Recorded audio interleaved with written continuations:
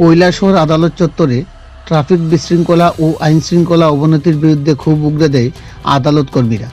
বিক্ষুব্ধ আদালত কর্মীরা জানায়, ৩রা ডিসেম্বর সকাল 10টায় আদালত চত্বরের গেটের সম্মুখে একটি দ্রুতগামী অটোরিকশা ও একটি মোটরবাইকের ধাক্কায় গুরুতর আহত হয় আদালত কর্মী সুষেন্দ্র দাস। দুর্ঘটনার পরপরই তাকে নিয়ে যাওয়া হয় ঊনকোটি জেলা হাসপাতালে। আদালত কর্মীদের অভিযোগ, কৈলাসহর আদালত, এসডিএম অফিস, টাউন হল সহ বিভিন্ন স্কুল ও গুরুত্বপূর্ণ দপ্তর একই রাস্তার উপর অবস্থিত হওয়া সত্ত্বেও ওই সমস্ত এলাকায় একটি স্থায়ী ট্রাফিক পয়েন্ট বসানোর কোনো উদ্যোগ গ্রহণ করেনি ট্রাফিক দপ্তর, যার ফলে প্রতিদিনই ওই সমস্ত এলাকায় যানজটের ফলে দুর্ঘটনা ঘটে চলেছে।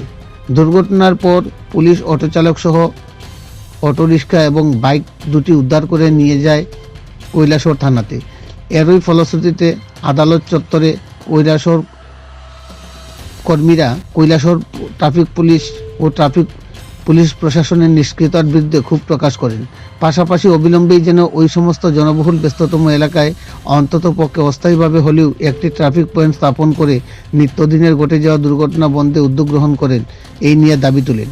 কৈলাসহর থেকে নিজস্ব প্রতিনিধি রিপোর্ট, শ্যামলী ত্রিপুরা।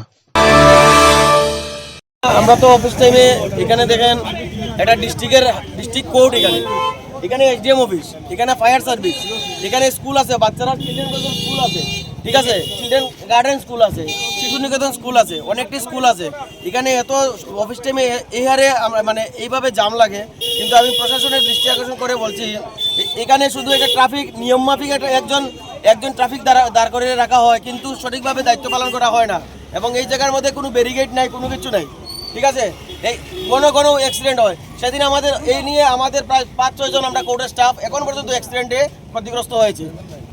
এটা দৃষ্টি আকর্ষণ কে করবে যদি আমরা কোর্টের সামনে এইভাবে ট্রাফিকের মানে মেনটেন করা হন না। আমি এবং হাই স্পিডের যে গাড়িগুলো, এই গাড়িগুলো এত স্পিড টানে এবং এখানে বাইক ওই দিক থেকে এই পরিমাণে তারা হাই স্পিডে চলাফেরা করে।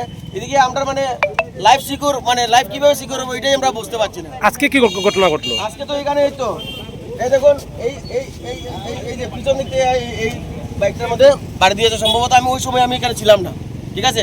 এখানে কি হয়েছে আমি জানি না। মানে আজকে যিনি আহত হয়েছেন কি নাম ওনার? হসপিটাল সুষেন্দ্র দেবনাথ। উনি কি করে? হ্যাঁ দেখুন উনি কি করে? ইনি কোর্টের স্টাফ।